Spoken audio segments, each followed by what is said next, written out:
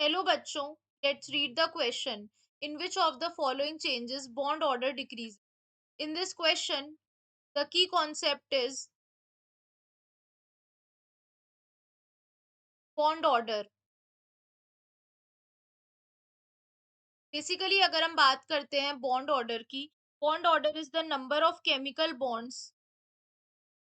It is the number of chemical bond between the pair of atoms. Between the pair of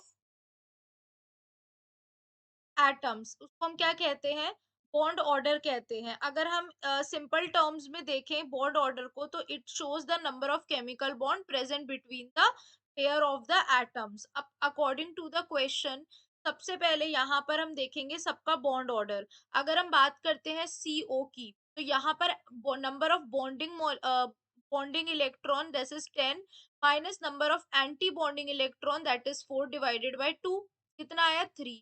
अब वहीं पे अगर CO plus की बात करें, तो प्लस में एक इलेक्ट्रॉन चला गया बॉन्डिंग का, तो यानी कितना हो जाएगा 9 10 की जगह -4 डिवाइडेड बाय 2, तो कितना हो जाएगा 2.5 हो जाएगा। वहीं पे अगर हम बात करते हैं N2, यहाँ पे भी नंबर ऑफ बॉन्डिंग 10 था, नंबर ऑफ एंटी बॉन्डिंग 4, टी आ गया। एंड NO N2 प्लस की अगर हम बात करें, तो ये भी सेम हो जाएगा, दैट इज 2.5। नेक्स्ट केस है हमारा H2 का। H2 में 2 होता है, नंबर ऑफ बॉन्डिंग और एंटी बॉन्डिंग नहीं होते हैं, डिवाइडेड बाय दिस तो 1 हो जाएगा। H2 प्लस में फिर एक चला गया, तो यानी 1 माइनस 0.2 कितना हो जाएगा 0.5 हो जाएगा।